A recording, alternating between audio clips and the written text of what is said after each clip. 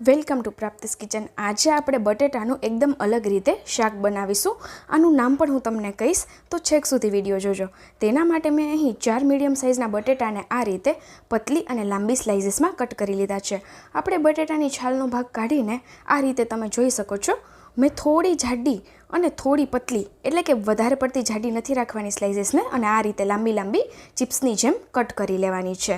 તો તમારે જેટલા લોકો માટે શાક બનાવવું હોય એ પ્રમાણે તમારે બટેટાની ક્વોન્ટિટીને એડજસ્ટ કરવાની રહેશે।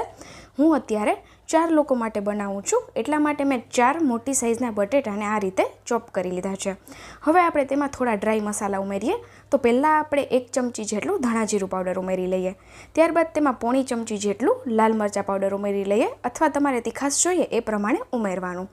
ત્યારબાદ આપણે તેમાં 1/4 ટીસ્પૂન જેટલો હળદર પાવડર પણ સાથે જ ઉમેરી દઈએ।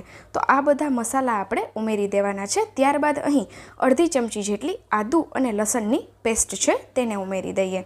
હવે આ બધું એકદમ સારી રીતે કોટ થઈ જાય તેના માટે 1 મોટી ચમચી જેટલું તેલ ઉમેરી દઈશું। તો અહીં આપણે બટેટાની ચિપ્સ જે આપણે રેડી કરી છે તેને મેરિનેટ કરવાની છે આ મસાલામાં। તો હવે આપણે ચમચી અથવા તો હાથની મદદથી આ રીતે બધું બરાબર હલાવી અને મિક્સ કરી લેવાનું છે।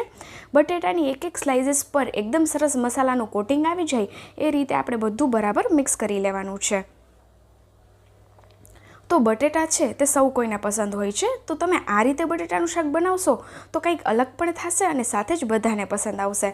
તો અહીં કોટિંગ આવી ગયા બાદ આપણે એક પેનમાં તેલ ગરમ કરવાનું છે। તો અહીં હું થોડું વધારે ક્વોન્ટિટીમાં તેલ ઉમેરીશ। એ શું કરવા એ તમને પણ ખબર પડી જશે। તો અહીં 4 મોટી ચમચી જેટલું તેલ, અને ચમચાના પ્રમાણથી કહું તો 1 મોટા ચમચા જેટલું તેલ છે। તેલ ગરમ થઈ જાય એટલે આપણે અહીં 3 મોટી સાઇઝના કાંદા લીધા છે, જેને આ રીતે સ્લાઇસીસમાં કટ કરી લીધા છે। હવે આ કાંદાને આપણે ફ્રાય કરવાના છે તેલમાં। તો બ્રાઉન થાય ત્યાં સુધી આપણે તેને ફ્રાય કરી લેવાના છે, એટલા માટે થોડું વધારે ક્વોન્ટિટીમાં તેલને ઉમેરી અને ફ્રાય કરી લેવાના છે। તો અહીં જોઈ શકો છો એકદમ સરસ કાંદાનો કલર આવી ગયો છે, જોઈ શકો છો આ રીતનો બ્રાઉન કલર આવ્યો છે। તો હવે આપણે તેલમાંથી આ બધા કાંદાની જે સ્લાઇસીસ છે તેને આપણે કાઢી લેવાની છે। તો આ રીતે પહેલાં આપણે આ તેલમાં કાંદાને ફ્રાય કરી લેવાના છે। તો કાંદા એકવાર ફ્રાય થઈ જાય પછી કાંદાને કાઢી લીધા બાદ એ જ તેલમાં આપણે જે મેરિનેટ કરેલી બટેટાની સ્લાઇસીસ છે તેને ઉમેરી દેવાની છે, અને તેને પણ આપણે સોફ્ટ થાય ત્યાં સુધી ફ્રાય કરી લેવાની છે। જો તેલ ઓછું થઈ ગયું હોય અથવા ઓછું લાગતું હોય બટેટા પ્રમાણે તો તમારે તેલ વધારે ઉમેરીને ત્યારબાદ બટેટાને ઉમેરવા। તો અહીં બટેટાની સ્લાઇસીસને ઉમેરી દીધા બાદ આપણે થોડું હલાવતા જઈ અને આ રીતે તેને ફ્રાય કરી લેવાનું છે। તો અહીં જોઈ શકો છો 5 થી 6 મિનિટ જેટલો સમય લાગ્યો છે, અને ચાકુની મદદથી આપણે ચેક કરી લેવાનું છે સ્લાઇસીસ સોફ્ટ થઈ છે કે નહીં। ત્યારબાદ જ તેને તેલમાંથી બહાર કાઢવાનું। તો અહીં તમે જોઈ શકો છો કલર ઉપરથી જ ખ્યાલ આવી રહ્યો છે કે એકદમ સરસ સ્લાઇસીસ છે તે આપણી સોફ્ટ થઈ ગઈ છે। તો હવે આ બટેટાની સ્લાઇસીસને આપણે ફરી એક બોલમાં કાઢી લઈએ તેલની બહાર। તો અહીં આ રીતે આપણે કાંદાને પણ ફ્રાય કર્યા હતા। હવે એ કાંદાને આપણે મિક્સર જારમાં ઉમેરી દેવાના છે, અને ત્યારબાદ તેમાં દહીં ઉમેરવાનું છે। તો અહીં હું 3 મોટી ચમચી જેટલું દહીં લઈ રહી છું। ઘરનું તમે ખાટું કે મોળું કોઈ પણ દહીં લઈ શકો છો। તો અહીં 3 થી 4 ચમચી જેટલું દહીંને ઉમેરી દીધા બાદ મિક્સરના જારનું ઢાંકણ ઢાંકીને આપણે આ રીતે પેસ્ટ બનાવી લેવાની છે। જોઈ શકો છો એકદમ સરસ પેસ્ટ છે તે રેડી થઈ ગઈ છે। હવે આપણે શાકનો વઘાર કરવાનો છે। તો જે પેનમાં આપણે બટેટાને ફ્રાય કર્યા હતા એ જ પેન લઈ લેવાનું છે, અને એ જ તેલ રહેવા દેવાનું છે। તેમાં જો તેલ ઓછું લાગે તો આ રીતે મારી જેમ થોડું ઉમેરી દેવું। તો મેં અહીં ફરી 1 ચમચી જેટલું તેલ ઉમેરી દીધું ને તેલને ગરમ થવા દેવાનું। ત્યારબાદ આપણે તેમાં 3 થી 4 જેટલા લવિંગનો વઘાર કરીશું, સાથે જ 3 થી 4 જેટલા તીખાના દાણા છે, અને 1 તમાલપત્રનું પાન છે। આ બધી વસ્તુને આપણે તેલમાં ઉમેરી દેવાનું છે। ત્યારબાદ અડધી થી પોણી ચમચી જેટલું આખું જીરુંનો પણ વઘાર કરી લેવાનો છે। આ બધી વસ્તુ એકદમ સારી રીતે કકડી જાય એટલે કે જીરું ફૂટી જાય ત્યારબાદ આપણે અહીં 2 નંગ ટામેટાની પ્યોરી ઉમેરવાની છે। તો મોટી સાઇઝના 2 ટામેટાં હતા જેની પ્યોરી મેં બનાવી છે પાણી ઉમેર્યા વગર, અને એ પ્યોરીને આપણે તેલની સાથે એકદમ સારી રીતે મિક્સ કરી લેવાની છે। તો આ રીતે આપણે બધું બરાબર સોતે કરી લેવાનું છે તેલમાં। તો આ રીતે તેલ છૂટવા લાગે પ્યોરીમાંથી ત્યારબાદ આપણે તેમાં 1 ચમચી જેટલી આદુ અને લસણની પેસ્ટ ઉમેરી અને મિક્સ કરી દેવાનું છે। ત્યારબાદ આપણે જે કાંદા અને દહીંની પેસ્ટ રેડી કરી છે તે આ તેલમાં ઉમેરી દેવાની છે અને ટામેટાની પ્યોરીની સાથે હલાવી અને મિક્સ કરી લેવાની છે. તો આ સબ્જીનું નામ હું તમને કહું તો આલુ ચંગેઝી છે, જે ખૂબ જ અલગ રીતે તો બનાવવામાં આવે છે પણ ખૂબ જ ટેસ્ટી પણ છે. તો એકવાર આ આલુ ચંગેઝીની રેસિપી ચોક્કસથી ટ્રાય કરજો અને કમેન્ટ સેક્શનમાં મને જણાવજો.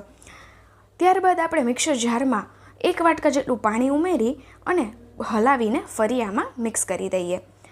તો તમારે અહીં કેટલી પાતળી અથવા તો કેટલી ગ્રેવી જોઈએ એ પ્રમાણે તમારે પાણી ઉમેરવાનું છે. મેં 1 વાટકા જેટલું પાણી ઉમેરીને બધું બરાબર મિક્સ કરી લીધું.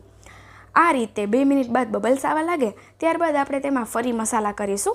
તો અડધી ચમચી જેટલો હળદર પાવડર, 1 થી 1.5 ચમચી જેટલો ધાણા જીરો પાવડર ઉમેરી લઈએ. ત્યારબાદ આપણે તેમાં મરચાં પાવડર ઉમેરીશું. તો અહીં 1/2 ચમચી જેટલો મરચાં પાવડર છે અથવા તો તીખાશ જોઈએ એ પ્રમાણે. ત્યારબાદ સ્વાદ અનુસાર એટલે કે અડધી ચમચી જેટલું નમક ઉમેરવાનું છે. હવે આ બધા મસાલા એકદમ સારી રીતે મિક્સ કરી લેવાના છે.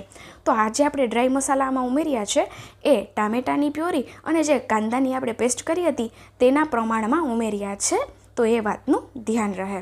હવે બધું બરાબર મિક્સ કરી લેવાનું છે અને 2 થી 3 મિનિટ જેવું આ ગ્રેવીને આપણે કૂક થવા દેવાનું છે. તો આ રીતે બબલ્સ આવવા લાગે અને તેલ છૂટું પડી જાય ત્યારબાદ આપણે જે ફ્રાય કરેલા બટેટાની ચિપ્સ છે, સ્લાઇસીસ છે, તે બધી જ આમાં ઉમેરી દેવાની છે. ગ્રેવીને આપણે 2 થી 3 મિનિટ પહેલાં કૂક કરી લેવાની મસાલા ઉમેર્યા બાદ. ત્યારબાદ આપણે આ સ્લાઇસીસને ઉમેરી ને બધું બરાબર મિક્સ કરી દેવાનું છે. તો અહીં ગ્રેવીની સાથે સ્લાઇસ મિક્સ થઈ જાય ત્યારબાદ 2 થી 3 મિનિટ જેવું એકદમ સારી રીતે કૂક થવા દેવાનું છે આ શાકને. જોઈ શકો છો આ સ્લાઇસીસ છે તે તૂટશે પણ નહીં અને મેશી પણ નહીં થઈ જાય, કેમ કે આપણે એકદમ સરસ તેમાં કોટિંગ કરેલું છે મસાલાનું એટલા માટે. હવે આપણે તેમાં અડધી ચમચી જેટલો ગરમ મસાલો અને 1 ચમચી જેટલી સૂકી મેથી એટલે કે કસૂરી મેથી ઉમેરી ને બધું બરાબર મિક્સ કરી લઈશું. તો આ બંને મસાલા છે, આ બંને ઇન્ગ્રીડિયન્ટ્સ છે તે આપણે લાસ્ટમાં ઉમેરવાના છે. જ્યારે શાક છે તે એકદમ સારી રીતે કૂક થઈ જાય ત્યારબાદ લાસ્ટમાં ઉમેરી ને બધું બરાબર મિક્સ કરી લેવાનું છે. તો લો, અહીં આજની આપણી બટેટાની એકદમ અનોખી રેસિપી તૈયાર છે, જે છે આલુ ચંગેઝી, જે રોટલી પરાઠાની સાથે એટલી સરસ લાગે છે ને કે તમે લોકો એકવાર ચોક્કસથી ટ્રાય કરજો. અત્યારે વરસાદની સિઝનમાં આ ગરમા ગરમ શાક ખાવાની ખૂબ જ મજા પડશે. તો અહીં જોઈ શકો છો શાક છે તે રેડી થઈ ગયું છે. હવે આપણે ફટાફટ તેને ગરમા ગરમ સર્વ કરી લઈએ. તો આજની મારી આ રેસિપી તમને પસંદ આવી હોય તો ટ્રાય કરજો અને ફ્રેન્ડ્સ એન્ડ ફેમિલીમાં શેર કરજો, જેથી કરી બધા લોકો આ રેસિપીની મજા લઈ શકે. અને કમેન્ટ સેક્શનમાં પણ મને જણાવજો કે તમને આ રેસિપી કેવી લાગી. સાથે જ મોન્સૂન સ્પેશિયલ અથવા તો સિઝન સ્પેશિયલ ડાયટ રેસિપીઓ અથવા તો વ્રતની રેસિપીઓ જોવી હોય તો પ્રાપ્તિસ કિચનને વિઝિટ કરો, જેમાં તમને આ બધી જ રેસિપીઓ ડિટેલમાં અનોખી રીતે અને હેલ્ધી વેમાં મળી રહેશે. તો આવી બીજી અનોખી રેસિપી સાથે આપણે પ્રાપ્તિસ કિચન પર ફરી મળીશું. Bye bye. Thanks for watching.